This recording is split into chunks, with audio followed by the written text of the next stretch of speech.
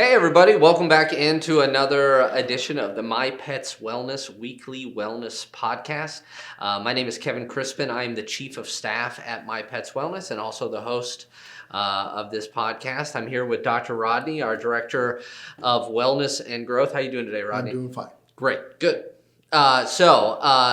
What we wanted to talk about today, on a previous episode, we talked a lot about burnout. We talked about, one, what it does to your body, and then two, kind of one of the ways that we can deal with it. And we also talked about what My Pets Wellness as a company is trying to do in working with veterinarians who face this every day.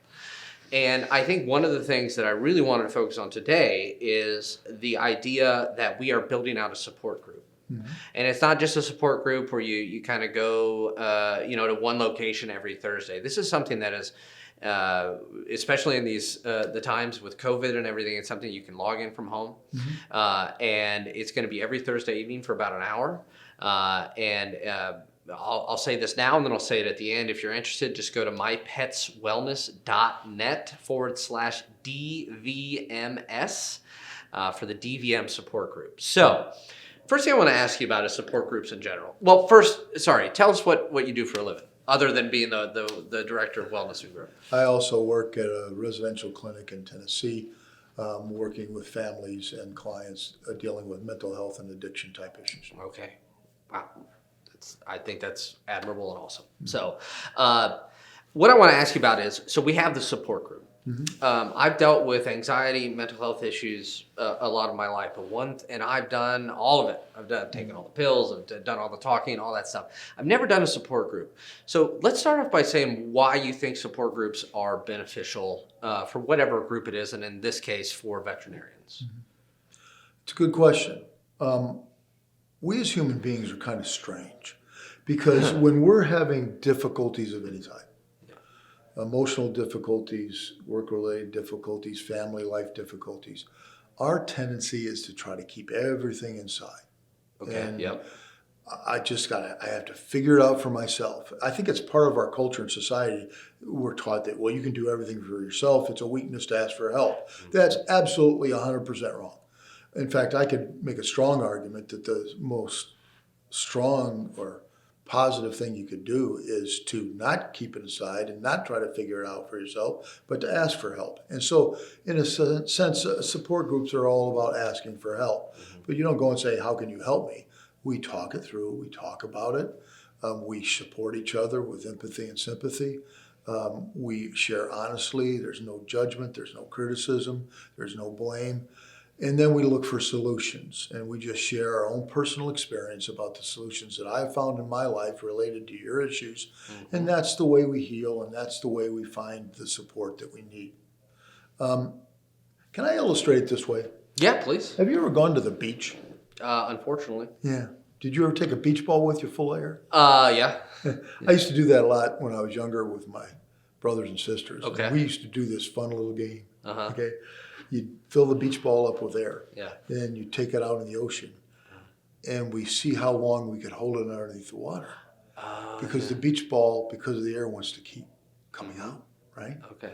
And of course, I had 2 brothers, 2 sisters, okay? So the one that could hold it underneath the water the longest wins. Yeah. Okay. And why am I talking about that? Well, when I keep all this stuff inside, right, I'm filling my body up with air. Uh-huh. And it wants to keep coming out.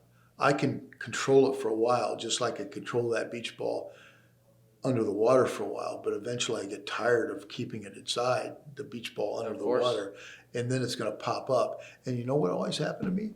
When it popped out of the water, it hit me right in the face. Yeah. That's what happens in our lives when we keep things inside. We just bottle it up inside. I don't know who to talk to. I don't know who is safe. I don't know who's going to be judgmental or critical.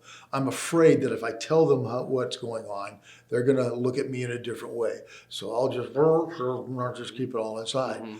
And then someday it goes, boop, pops out, and everybody can see it. And when it pops out, it doesn't look pretty. No, it doesn't. You're exactly right. It looks like a beach ball in the face. Yeah, it comes out with maladaptive behavior. You get anxious and depressed in a chronic way. You start behaviors that are hurting you and everybody else. And so all that attempt to hide what you're struggling with from others ends up coming out in a really bad way. The solution is to find a group of people that understand what you're going through and let the air out slowly, And then, it's not going to pop up and hit you in the face. And I think that's a valuable illustration because so many of us our body is a beach ball full of air, and eventually it's going to pop, and eventually it's going to come out. I love the way that you describe that. And the moment you started talking about it, holding the ball down, it even has some of the same physical characteristics, right? Does. Because you're flexing your body and then you're tightening up. And I love the way that you say when we started talking about support groups that you're asking for help. And unfortunately, even though the Beatles asked for help, it's still seen as a negative thing, right? And the idea that, oh no, I'll just figure it out. I'll do it by myself.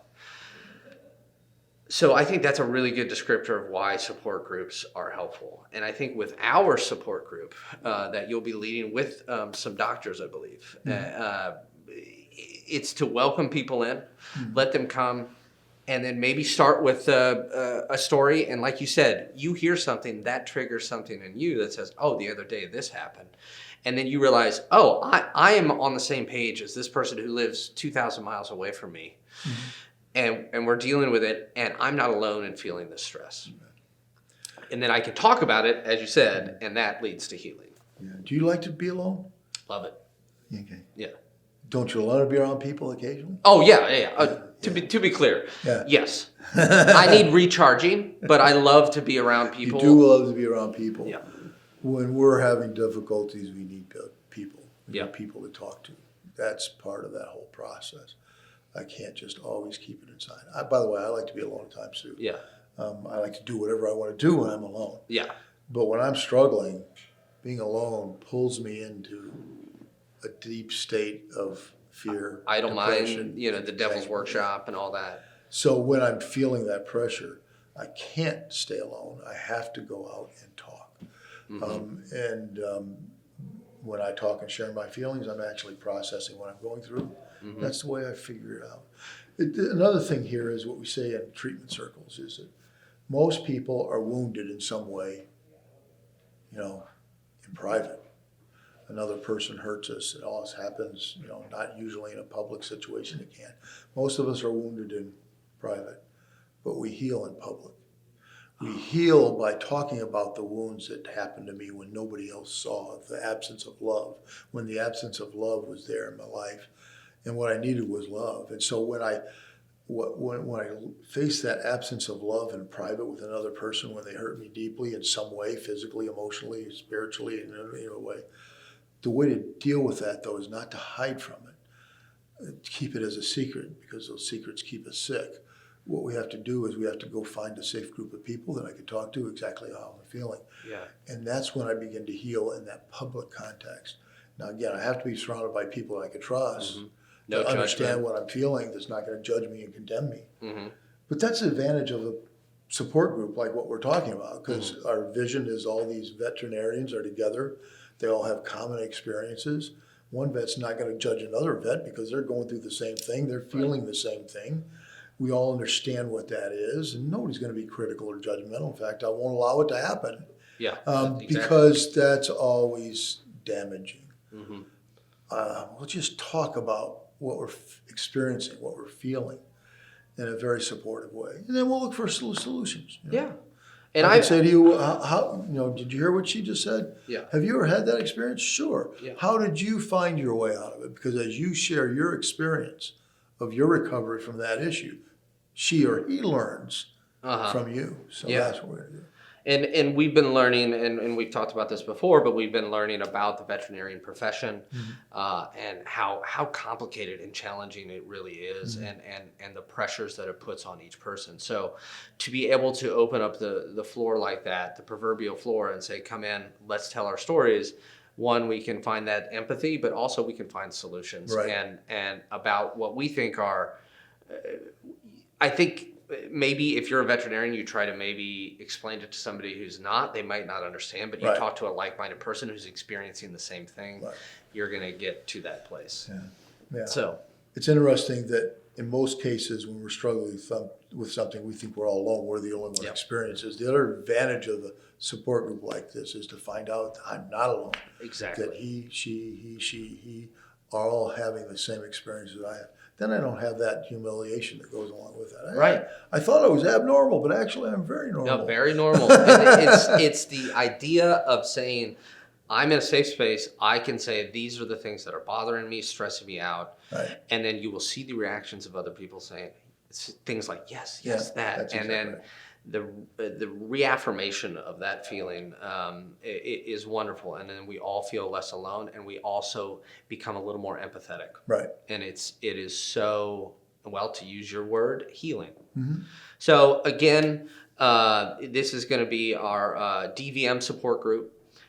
If you would like to join us, it's going to be every Thursday evening. But to get the specific schedule, just go to mypetswellness.net/DVMS.